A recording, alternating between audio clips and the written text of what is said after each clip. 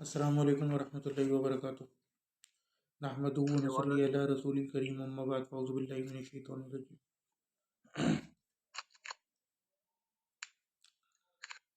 آیت نمبر 74 اعوذ باللہ من الشیطان الرجیم وَإِذْ قَالَ إِبْرَاهِيمُ لِأَبِيهِ آزَرَ أَتَتَّخِذُ أَصْنَامًا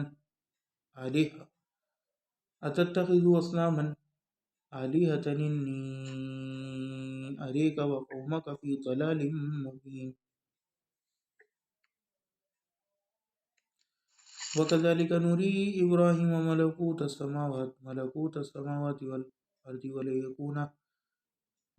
السَّمَاوَاتِ وَالْأَرْضِ وَلِيَكُونَ مِنَ الْمُوقِنِينَ. اعوذ باللہ من الشیطان الرجیم۔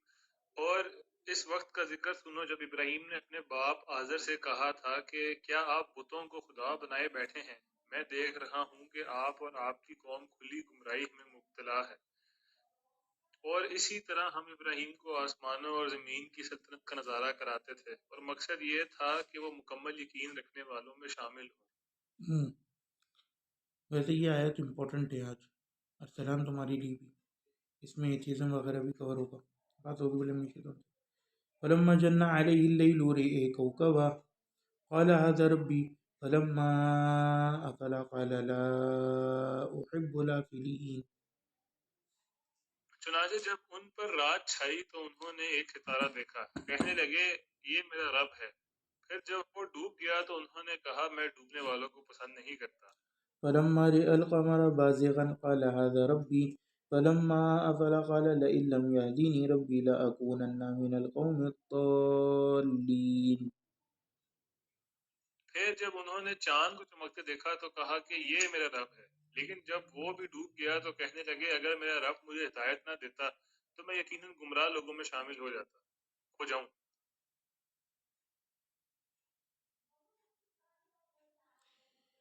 اس آیت کے اندر نا ایک بہت بڑی نشانی ہے، وہ نشانی کیا ہے کہ محض لاجک سے آپ کلی حقیقت تک نہیں پہنچ سکتے، کیونکہ اللہ نے قرآن میں کہہ دیا نا کہ اللہ کا تدارک کوئی کر ہی نہیں سکتا۔ جب تدارک کر ہی نہیں سکتے، بھائی آپ سورج کے قریب نہیں جا سکتے، جل جاؤ گے، تو آپ اللہ کا تدارک کیسے کر سکتے ہو؟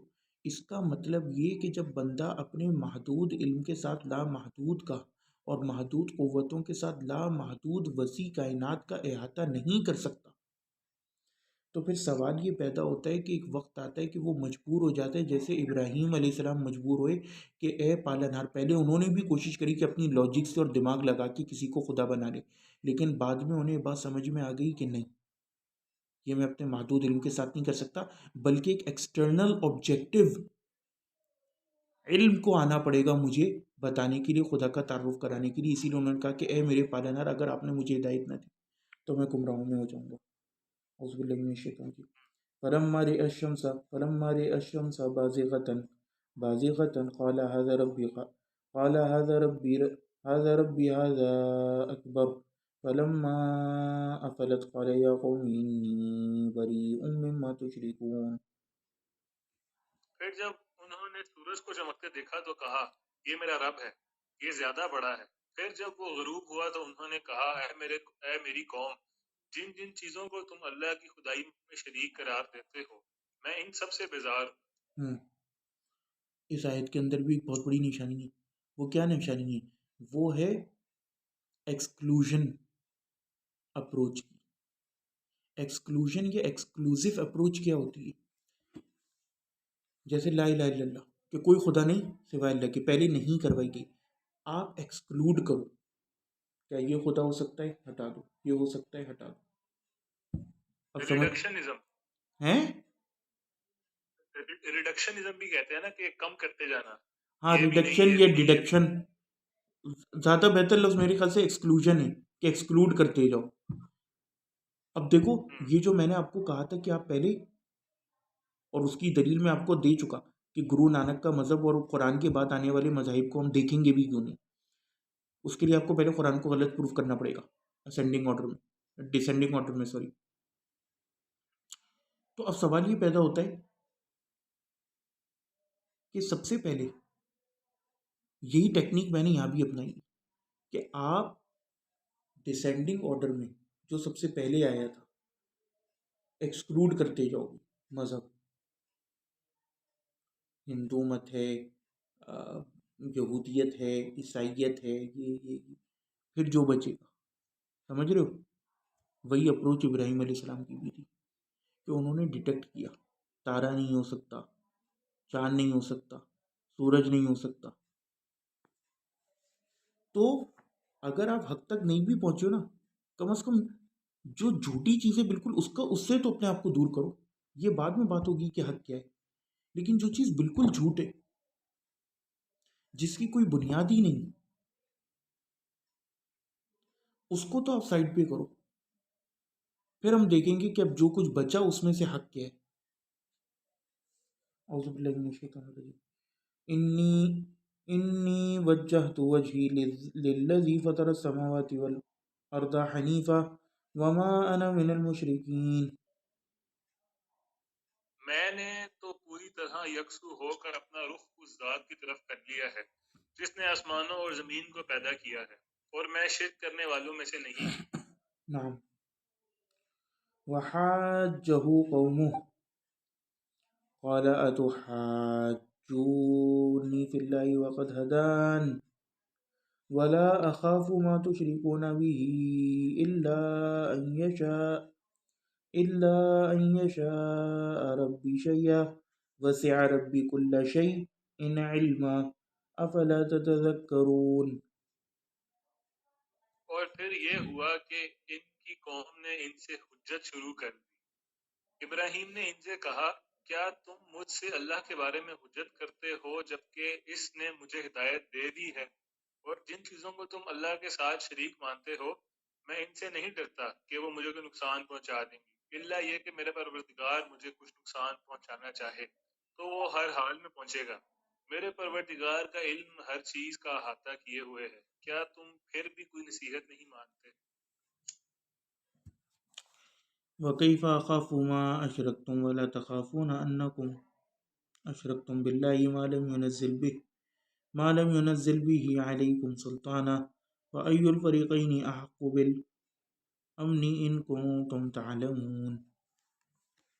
اور جن چیزوں کو تم نے اللہ کا شریک بنا رکھا ہے، میں ان سے کیسے ڈر سکتا ہوں جبکہ تم ان چیزوں کو اللہ کا شریک ماننے سے نہیں ڈرتے جن کے بارے میں اس نے تم پر کوئی دلیل نازل نہیں کی. اب اگر تمہارے پاس علم ہے تو بتاؤ کہ ہم دو فریقوں میں سے کون بے خوف رہنے کا زیادہ مستحق ہے؟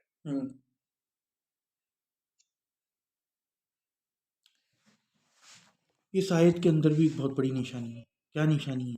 یہ نشانی ہے کہ وہ چیز جو کہ حسی نہ ہو، یعنی آپ کے دست قدرت میں نہ ہو اور آپ کے تصرف میں نہ ہو، جس کو آپ محسوسات کے ذریعے محسوس کر سکتے ہو، ان چیزوں کے بارے میں آپ نے لاجک کے آدھار پر رائے زنی نہیں کرنی. دنیا میں تو آپ کر سکتے ہو کہ بھئی آپ کہو کہ بھئی سمندر گہرا ہے، اس کے اندر یہ ہو سکتا ہے، یا جتنی سورج سے دور کوئی چیز جاتی ہے ٹھنڈی ہوتی جاتی ہے تو سمندر کی گہرائی میں جو ہے پریشر بڑھتا جائے گا، پانی ٹھنڈا ہوتا جائے گا. یہ لاجک پر آدھارت ہے.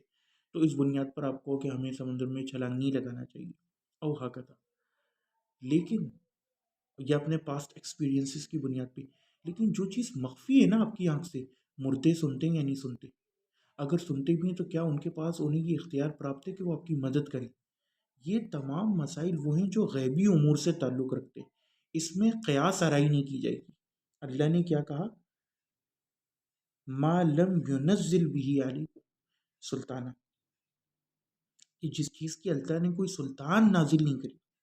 پورے قرآن میں ایک آیت نہیں جہاں پہ ربی زدنی علما، ربی بھی اہلی بیتی علما آ جاتی آیت ہے. ربی بھی اہلی بیتی او بحق بھی اہلی بیتی زدنی علما، کوئی ایک آیت تو ہوتی. اللہم انی ظلمت نفسی ظلما کثیرا ربی حب لی من الصالحین ربنا حب لنا من ازواجنا ربنا اخرجنا مخرج صدق ربنا ادخلنا مدخل صدق. یہ والی دعا ہے. ربنا ظلمنا انفسنا وان لم تغفر لنا لنكونن ربی انی لما انزلت الی من خیر فقیر. ربی انی لما انزلت الیہ من خیر فقیر، جو آپ انزلتا آپ نازل کریں بحقی آل محمد نہیں یا کوئی اور. تو سوال یہ پیدا ہوتا ہے کہ اللہ نے جس چیز کی کوئی سلطان نازل نہیں کری پورے قرآن میں، آپ اس کے اوپر کیسے عقیدہ گھڑ سکتے ہو؟ یہ پرابلم ہے سب سے بڑا. سمجھ رہے ہو؟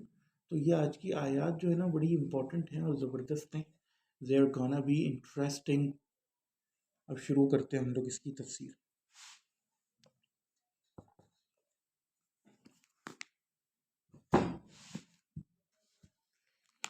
نحمده ونصلي على رسول الكريم، اما بعد، اعوذ بالله من الشيطان الرجيم، بسم الله الرحمن الرحيم.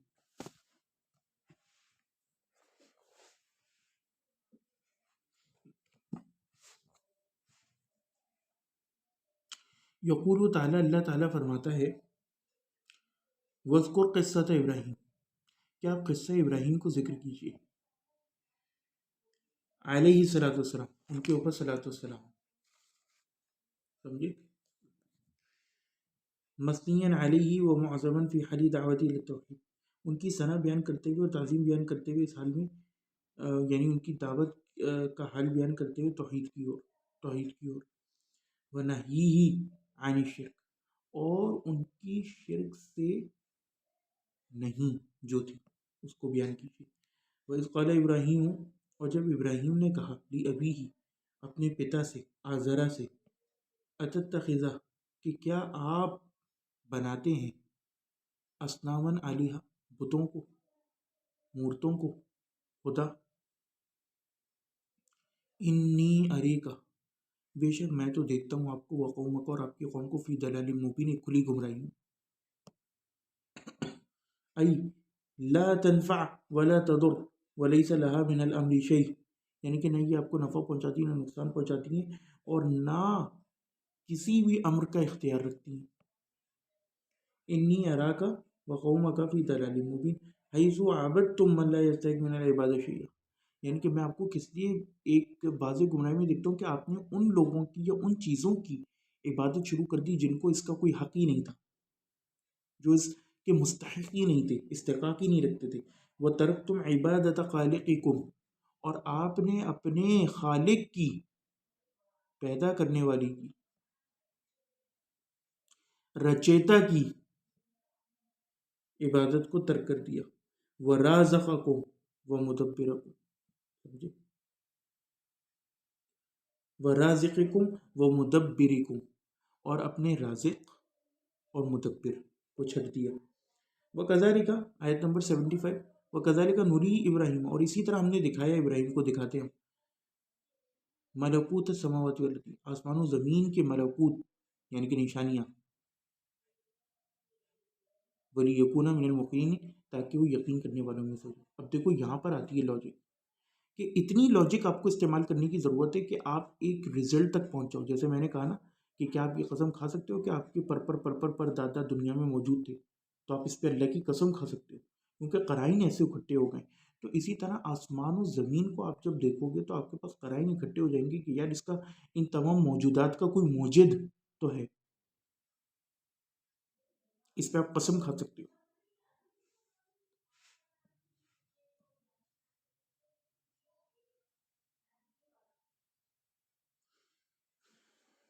ہینا وفقناہ للتوحید والدعوہ الیہ، یعنی کہ جب ہم نے اس کو توفیق دی، دعوت و توحید کی دعوت کی، تو ہم نے ابراہیم کو پہلے اس کے یقین میں پکا کیا، کیونکہ جب خود یقین ہوگا تبھی تو آگے دعوت دیں گے.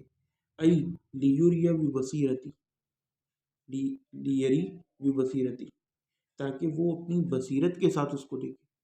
یہاں سے ایک اور پوائنٹ کیا ثابت ہوا؟ یہ ثابت ہوا کہ بغیر گیان پراپت کیے پورا آپ کو تبلیغ نہیں کرنا چاہیے، ورنہ آپ الٹا اسلام کا نقصان کر کے آؤ. سمجھے؟ ابراہیم کو بھی جب دعوت کے لیے چنا گیا تو پہلے تیار کیا گیا. ما اشتملت علیہ من الادلہ القاطع والبراہین الساطعہ، یعنی کہ انہیں پوری بصیرت کے ساتھ وہ چیزیں دکھائی گئیں جو کہ کس چیز پر مشتمل تھی؟ ادلہ قاطعہ اور براہین ساطعہ پر. وَلِيَكُونَ مِنَ الْمُوقِنِينَ، اور تاکہ وہ ہو جائیں موقنین، یقین کرنے والوں میں سے. فَإِنَّهُ بِحَسْبِ قِيَامِ الْأَدِلَّةِ يَحْصُلُ لَهُ الْإِقْرَارُ، وہ کہتے ہیں کہ اس طرح پھر کیا ہوتا ہے کہ بحسب قیام ادلہ، یعنی جتنے دلائل قائم ہوتے جاتے ہیں نا اس کے حساب سے بندے کا یقین بڑھتا جاتا ہے. یحصل له الایقان والعلم التام بجمیع المطالب، اور علم تام تمام مطالب کے ذریعے. آیت نمبر 76 فلما جن علیہ اللیل، جب ان کے اوپر چھپا لیا. سمجھے، جن کا مطلب ہوتا ہے چھپا ہوا، جنہ اور جنت بھی یہیں سے نکلا کیونکہ جنت بھی چھپی ہوئی ہے آنکھوں سے، اور پھر بائی ایکسٹینشن اس کا مطلب ہوتا ہے گارڈن بھی، لیکن عمومی طور پہ گارڈن کے لیے حدیقہ اور بستان کا لفظ استعمال ہوتا ہے. اب وہ ایک الگ بات ہے کہ ہم جو ہے وہ جنت کا لفظ استعمال کرنے لگیں گارڈنس کے لیے بھی، بالعموم میں استعمال ہوتا ہے یعنی نکرہ کے طور پر.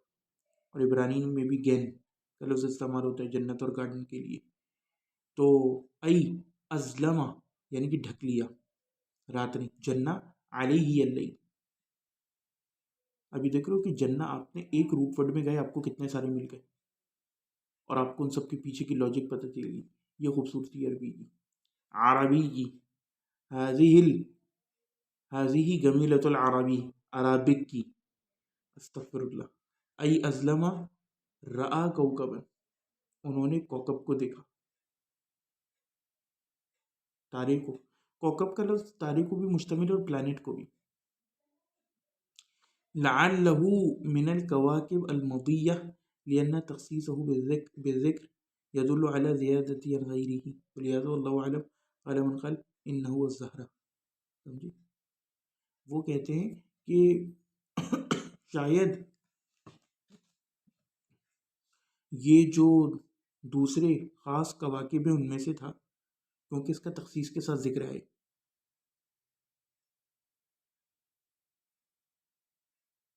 رآ کوکبا، ایک کوکب دیکھا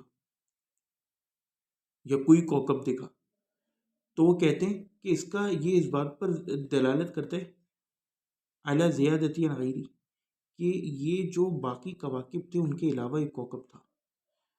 وہ کہتے ہیں اور اسی لیے کہنے والوں نے، اور اللہ بہتر جانتے ہیں کہ کہنے والوں نے یہ کہا کہ یہ زہرا تھا. زہرا کا مطلب وینس. قال هذا ربی، تو انہوں نے کہا کہ یہ میرا پالنہار ہے. ای علی وجہ تنزل مع الخصم، ای هذا ربی فهلما ننظر هل يستحق الربوبیہ وليقوم لنا دلیل على ذلك وإنه لا ينبغي لعاقل أن يتخذ إلهه هواه بغير حجة ولا برهان. وہ کہتے ہیں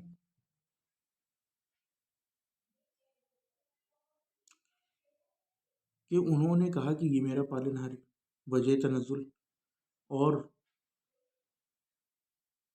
خصومت کی وجہ سے بھی. فہلم ننظر، تو کہتے ہیں کہ آؤ ہمیں چاہیے کہ ہم دیکھیں کہ کیا یہ استحقاق رکھتا ہے ربوبیہ کا، اور کیا اس کے اوپر کوئی دلیل ہے ہمارے پاس. وہ کہتے ہیں کسی عاقل کے لیے جائز نہیں کہ وہ اپنی ہوائے نفسی سے، کہ دل چاہ رہے فلاں چیز کو خدا بنا لیا، فلاں فرقہ اختیار کر لیا، فلاں جماعت اختیار کر لی. لا ان یتخذ الہہ ہوے، کہ وہ اپنا خدا اپنی نفسانی خواہشات کو بنا لے. بغیر حجہ ولا برہان، بغیر حجت و براہین کی. فلما فلا، جب وہ ڈوب گیا. ای غاب ذلک الکوکب، غروب ہونے کے لیے افلا کا لفظ بھی استعمال ہوتا ہے، یعنی کہ جب یہ غائب ہو گیا کوکب. قال لا احب الافلین، تو انہوں نے کہا کہ میں پسند نہیں کرتا ڈوب جانے والوں کو، غائب ہو جانے والوں کو. ای الذی یغیب واختفى عمن عبدہ، یعنی کہ وہ غائب ہو جائے اور چھپ جائے اس سے جو کہ اس کی عبادت کرتا ہے. فإن المعبود لا بد ان يكون قائما بمصالح من عبده، وہ کہتے ہیں کہ لازم ہے کہ معبود جو ہے نا وہ اپنے بندے عابد کے لیے ہر وقت اس کے مسائل کو حل کرنے کے لیے حاضر رہے اور اس کے سامنے قائم رہے. وہ مدبرن لہو فی جمیع شؤونی، اور وہ ہر وقت اس کے تمام تر معاملات جو ہیں ان کی تدبیر کرتا رہے.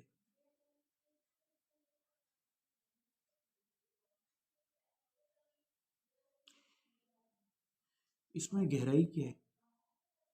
غائب ہونے سے ابراہیم علیہ السلام کو کیوں پرابلم ہوئی؟ موجود تو تھا نا، صرف نظروں سے غائب ہو گیا. مسئلہ یہ ہے کہ کواکب جو تھے نا اور چاند و سورج یہ ایک رول ادا کرتے ہیں. اگر وہ غائب ہو جائے تو ان کو رول ختم ہو جاتا ہے. کواکب اور تاروں کے ذریعے پہلے زمانے میں رستے معلوم کیے جاتے تھے اور بہت ساری چیزیں پورا ایک علوم تھے پہلے بھی.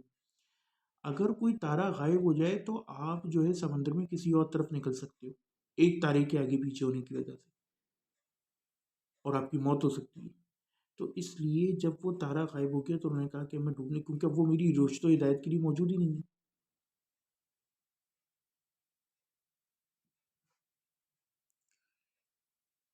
فَأَمَّا الَّذِي يَمْضِي وقت کثیر وہ غائب.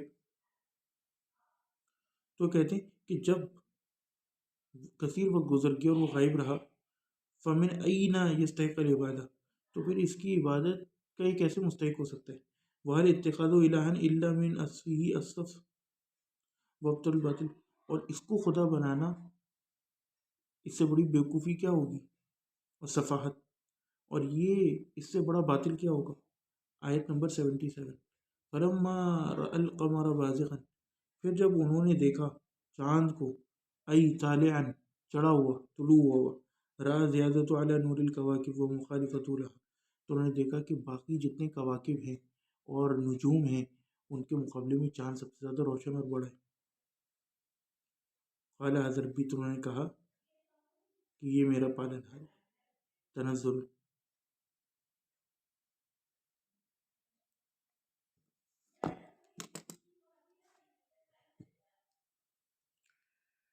اللہ اکبر کبیرہ. بہر کیف. فلما افلا جب وہ ڈوبا، قال لئن لم يهدني ربی لأکونن من القوم الضالین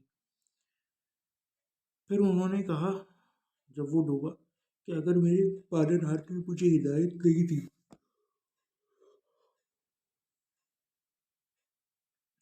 ہمیں تاکید نون مشددہ، لأکونن تو میں لازمی ہو جاؤں گا، من قوم الضالین من القوم الضالین گمراہ قوم میں سے. فافتقر غایت الافتقار الی ہدایت ربی اور وہ فقیر ہو گئے، محتاج ہو گئے کس چیز کے؟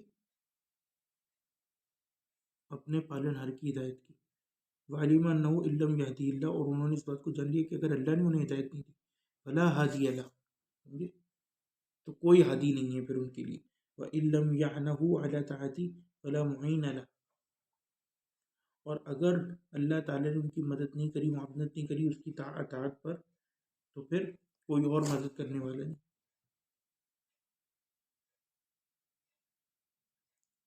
فلما رأى الشمس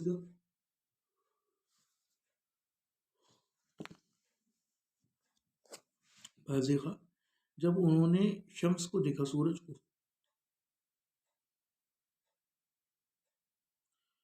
چڑھتا ہوا اور بلند روشن، تو انہوں نے کہا قال ھذا ربی وھذا اکبر کہ یہ میرا پالنہار ہے، یہ بڑا ہے، یہ سب سے بڑا ہے.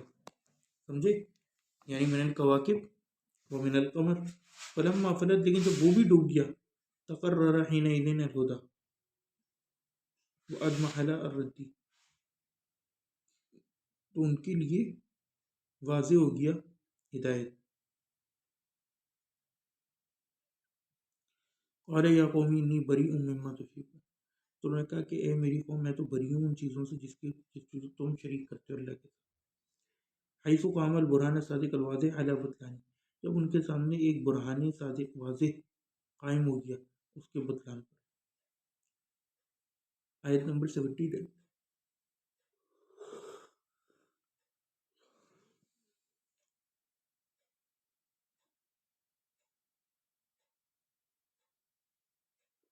انی وجہت وجہی للذی فطر السماوات والارض اور یہ رات کی نمازوں میں پڑھنے کے لیے ثنا کے طور پر بھی دعا میں یہ الفاظ ہیں. انہوں نے کہا کہ بے شک میں نے تو اپنا چہرہ کر لیے اس ذات کی طرف. اب دیکھو ابھی انہیں اس ذات کا نام نہیں معلوم تھا. یہ اسلام کا اصل کانسیپٹ ہے جو اللہ نے قرآن میں کہا کہ اس کو کسی بھی نام سے پکارو، اچھے نام سے، پرابلم نہیں ہے. ایشور، بھگوان، گاڈ، الوہ. اصل چیز یہ ہے کہ وہ ذات ہے جو پیدا نہیں ہوئی، یعنی ہم نے اس کو اس کی صفات سے پہچاننا ہے. جی ملک عمر.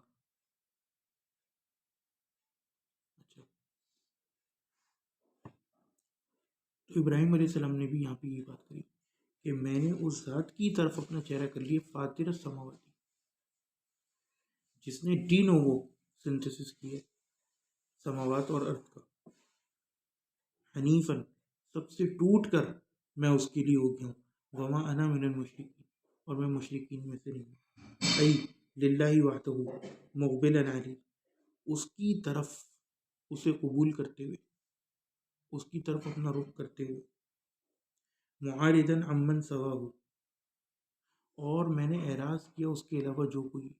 کل بھی ہم نے لیکچر میں بات پڑھی تھی کہ اخلاص جو ہے نا عمل کا، وہ اللہ کے لیے ہونا چاہیے۔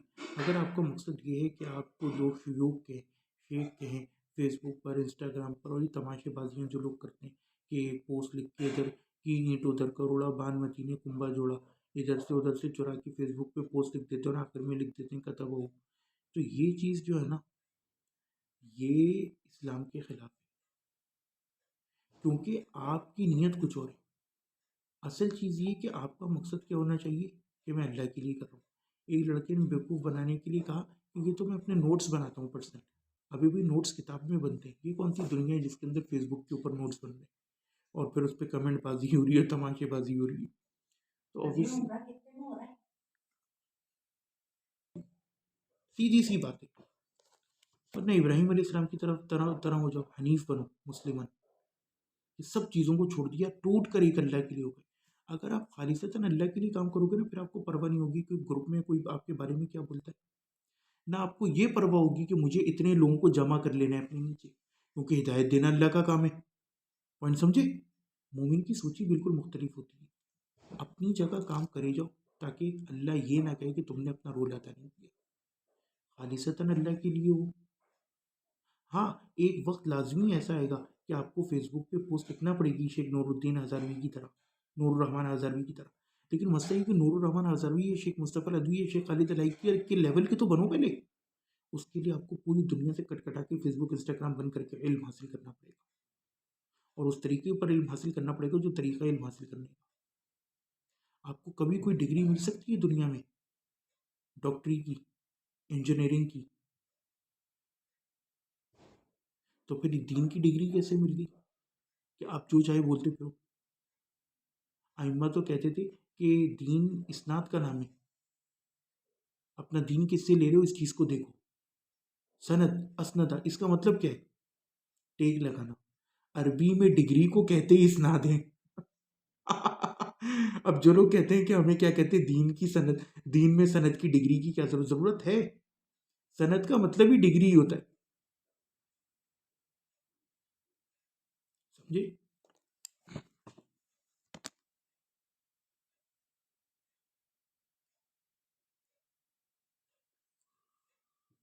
اب بلاغ کا بھی مطلب سمجھ لو۔ پہلے تو میں نے بتایا کہ بلاغ کا مطلب ہے محض پہنچانا۔ ٹھیک ہے، آپ ایک بندے کو کتاب پکڑا دو صحیح بخاری، لیکن آپ کو یہ اختیار نہیں کہ آپ فتوے بازی کرو۔ فتویٰ دینا اسپیسیفک لوگوں کا کام ہے جو اس علم میں گہرے جا چکے ہو۔ فصلوا علی ذکر ان کنتم لا تعلمون، سورہ توبہ آیت نمبر 122۔ بلغوا انی ولو آیا، اگر کوئی بندہ بہت ہی زیادہ امامی ضد کرے نا اس کے اوپر، تو اس کو پھر وہ آیت سامنے رکھ دو کہ پہلے 4 شرائط پوری کرو، پھر آپ کو تبلیغ کہا کہ اس ایک آیت کی بھی، کہ آپ نے وہ حقوق ادا کر لی؟ اگر نہیں تو پھر فارغ۔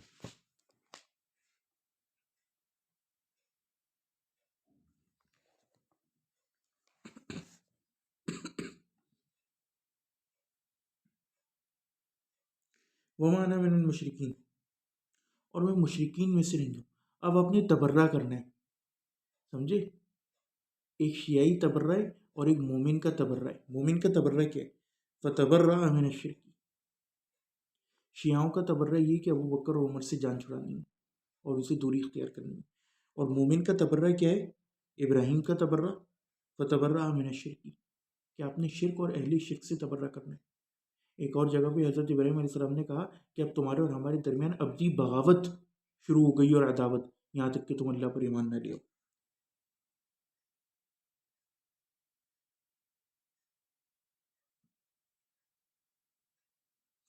وازانہ بالتوحید اور میں توحید کی طرف جھک گیا، وہ اقام علی ذلک البرہان، اور اسی کے اوپر براہین قائم ہو گئے، وہ حاضر الذی ذکرنا فی تفسیر هذه الآیات هو الصواب، اور کہتے ہیں کہ یہی ہم نے ذکر کیا اس کی تفسیر میں آیت کی، اور یہی ثواب ہے، صحیح ہے۔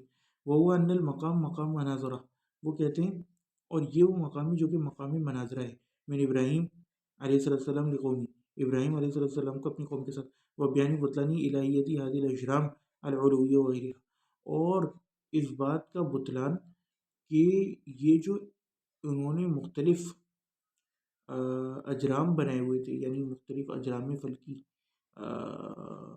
آسمانی، جو ان کو انہوں نے خدا بنایا ہوا تھا، اور اس کے علاوہ ابھی ایک سائنٹیفک ریسرچ آئی ہے کہ وہ مقام جو ہے نا عراق کا جہاں پہ ابراہیم علیہ السلام کی بستی تھی، وہاں سے ٹیبلٹس وغیرہ نکلی ہیں، اور اس کے اوپر اسپیسیفکلی جو ہے سورج، چاند اور ایک تارے یا پلانٹ کی تصویر پتھروں پہ نکلی ہے، یعنی کہ وہ تین خدا مانتے تھے جن تین کی طرف ابراہیم علیہ السلام نے اشارہ کیا وغیرہ۔ وہ اما من قال، اور وہ کہتے ہیں اسی طرح جس کسی نے کہا نو مقام و نظر فی حال طفولیتی فریضہ علی دلی، وہ کہتے ہیں جس کسی نے کہا کہ یہ تو ان کے بچپن کا واقعہ ہے، وہ کہتے ہیں تو اس کے پاس کوئی دلیل نہیں، بلکہ یہ تو بغیر دلیل کی بات ہے،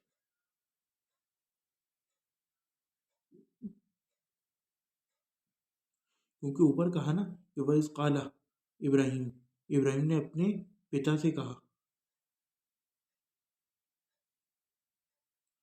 اس کے بعد یہ آیت آتی ہے فلما جنّا علیہ اللیل، تو اس بات کی واضح دلیل ہے کہ یہ بڑے ہونے کے بعد کا واقعہ ہے۔ آیت نمبر 80،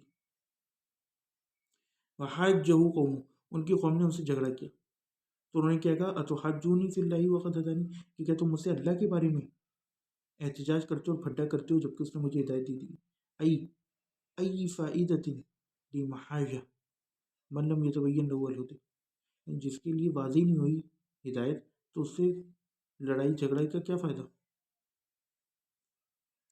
فاما من ہداہ اللہ ووصل الی اعلی درجات الیقین، تو وہ شخص جس کو اللہ نے ہدایت دی تھی اور وہ پہنچ گیا ہے اعلیٰ درجات یقین کو، فإنہ ہوا بنفسی یدعو الناس الی ما هو علیہ، تو وہ پھر لوگوں کو اس کی طرف بلائے گا، تو مجھ سے بحث و مباحثے کی ضرورت ہی نہیں۔ یہاں سے ہمیں پتہ چلا کہ آپ نے اپنا کام خالصتاً اللہ کے لیے کیے جانا ہے، خلوص نیت کے ساتھ، یہ نہیں کہ دوسرے کی بات نہ سنو، دوسرے کی بات بھی سنو، سننے کا ہمیشہ اسلام میں وہ ہے، یہ نہیں کہ آپ صرف اپنی بات، ورنہ تو کبھی کسی کو ہدایت ہی پراپت نہیں ہوگی، لیکن لڑائی جھگڑے کا فائدہ نہیں، کیونکہ اس طرح لڑائی جھگڑے کرنا اور یہ تمام چیزیں، میں نے ابھی مہات کو ویڈیو بھیجی تھی عورت کی نامحرم کی، جس میں وہ کہہ رہی تھی کہ سب جو فضول کی چیزیں ہوتی ہیں نا، فیس بک اور 10-15 لوگ آپ کے ارد گرد، یہ سب آپ کو آپ کا ٹائم ویسٹ کرتے ہیں۔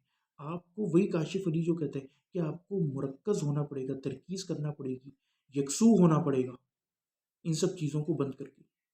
آپ کو لگتا ہے کہ کچھ نہیں، لیکن یہ جو ایک ایک پوسٹ آپ کی فیس بک پہ ٹائم ویسٹ کرتی ہے کہ اب اس نے یہ پوسٹ کر دیا، یہ دیکھیں دیکھیں، یہ سب فضول کی چیزیں بہت، اور خیر اب تو اس کی اتنا واضح ہو گیا ہے کہ جہاں پر اللہ اور اس کے رسول کا مذاق بنایا جائے، اولن تو آپ نے تو ان سب کو بدعتی لوگوں کو انفرینڈ کرنا ہے اور ان جگہوں سے ہی دور جانا ہے، کیونکہ قرآن کے مطابق یہی منع ہے، اور اگر آپ نہیں کر رہے تو اس کا مطلب آپ کنٹینیوسلی قرآن کے حکم کے مخالف جا رہے ہو، انکاری ہو، تو اللہ کی لعنت تو برسے گی، کیونکہ قرآن میں صرف یہ حکم تو نہیں ہے نا کہ نماز پڑھو روزے رکھو، باقی بھی تو احکامات ہیں کہ کفار کے ساتھ اپنا ڈیٹا شیئر نہیں کرو، آپ اپلیکیشن پہ اپلیکیشن اکاؤنٹ بنا کے اپنا ڈیٹا شیئر کر رہے ہو، آپ جو ہے وہ کفار کے ساتھ، جبکہ منع کیا گیا کہ بدعتیوں کے ساتھ نہ بیٹھو، جان لگ کی آیتوں کا مذاق بنایا جائے، آپ جو تمام ایسے گروپ جہاں پہ کیا کہتے ہیں صحابہ پر لعنت تبرہ، رسول اللہ کا مذاق بنایا جاتا ہے، گندی تصاویر کے ساتھ اور میم مٹیریل کے ساتھ قرآن اور حدیث کو جوڑا جاتا ہے، تو آپ کیوں ایسے گروپوں میں، آپ بھی انہی میں سے ہو گئے، تو لعنت تو برسے گی، کیونکہ اللہ نے کہا کہ تم بھی اسی میں سے ہو جاؤ گے، ان سب کو چھوڑنا واجب ہے۔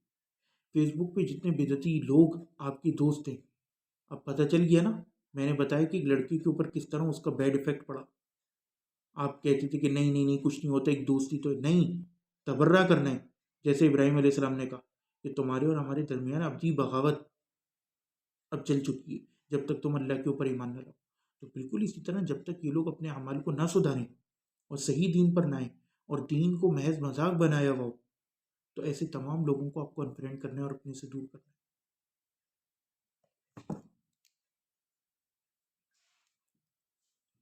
اور یہ حکمت میں سے بھی ہے. حکمت کیا ہے؟ جب آپ ان کو انفرینڈ کرو گے نا، میس انفرینڈ کیمپین، تو ان کو کہیں نہ کہیں پنچایت ہوگی کہ یار یہ سارے لڑکے کہاں جا رہے ہیں. تو وہ کبھی نہ کبھی آ کے آپ سے سوال کریں گے. جیسے ہی سوال کریں آپ کو تبلیغ کا موقع مل جائے گا. آپ کہو کہ بھائی یار یہ تو قرآن کے خلاف ہے جو کچھ آپ لوگ کر رہے ہو، تو ہمیں تو یہ بات سمجھ میں آ گئی ہے، تو ہم نے تو اس سے توبہ کر لی. اب اس کے مائنڈ میں ڈرل ہو جائے گی.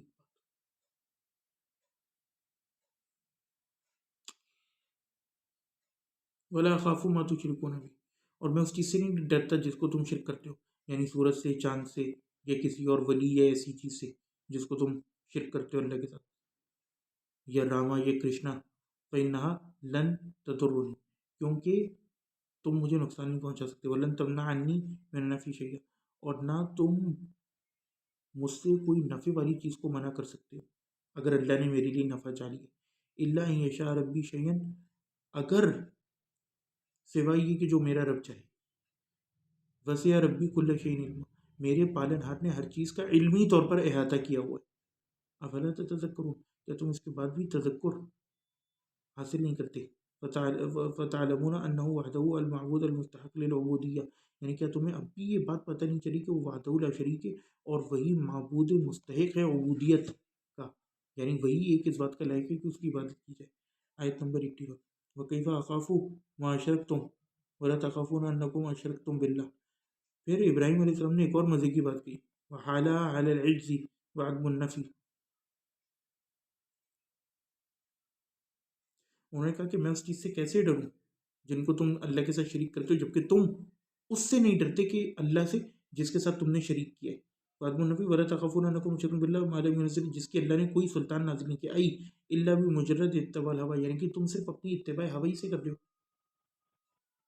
ایک جگہ پہ تو اللہ نے قرآن میں کہا ایتونی بھی کتاب من قبل ھذا او اثارۃ من علم او کما قال، شاید ایک آدھ لفظ آگے پیچھے، کہ کوئی کتاب لاؤ یا آثار علم لاؤ، یعنی جو مسند ہوں سند کے تھرو.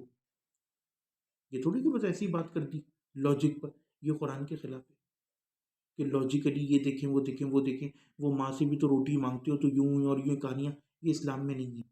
ایتونی بھی کتابن، یا تو کتاب لاؤ گے اس سے پہلے کی کوئی، یا اس کے ساتھ او اثارۃ من علم، یا علم کے آثار ہوں. فَأَيُّ الْفَرِيقَيْنِ فَأَيُّ الْفَرِيقَيْنِ أَحَقُّ بِالْأَمْنِ إِن كُنتُمْ تَعْلَمُونَ، تو ان دونوں فریقین میں سے کون اس بات کا زیادہ حق رکھتا ہے امن کا، اگر تم جانتے ہو تو. سمجھے؟ وَكَيْفَ أَخَافُ مَا أَشْرَكْتُمْ،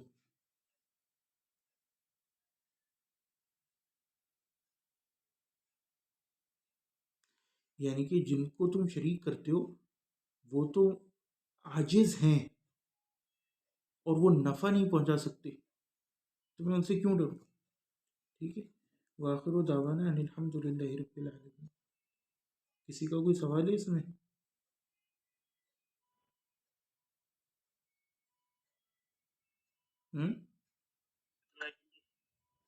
ایسا کیسے ہو سکتا ہے؟ جی ایسا کیسے ہو سکتا ہے؟ یہ تو بڑا واضح معاملہ تھا سارا، کچھ نہ کچھ سوال. لیکن اب اصل مزہ تو تب آئے نا کہ جب آپ اس کے اوپر عمل بھی کرو اور ایسے تمام بدعتی لوگوں کو انفرینڈ کرو اور ایسے تمام گروپس کو لیو کرو. سمجھے؟ یہ انگوٹھے دکھا رہے عبداللہ، لیکن گھسا ہوا ہوتا ہے یہ فیس بک پہ. انگوٹھے نہیں دکھانا بھائی، عمل کرنا ہے. عمل کب کرو گے؟ عمل کرو نا. توفیق دے. نہیں، توفیق تو اللہ کافر کو دیتا ہے، آپ کو توفیق مل چکی. سمجھے؟ مذاق کرنا چاہیے، کہنے ایسے کا مقصد یہ ہے کہ یہ آپ ایسے مذاق نہیں کرو، بچوں کا عقیدہ بگڑ جائے گا. انشاءاللہ کروں گا آہستہ آہستہ. جب آپ کے اوپر دلائل قائم ہو گئے تو آپ نے اسی وقت اسی لمحے کرنا ہے. آپ کو یہ پتہ چل جائے کہ زنا کرنا منع ہے تو آپ یہ کہو گے کہ میں آہستہ آہستہ چھوڑوں گا.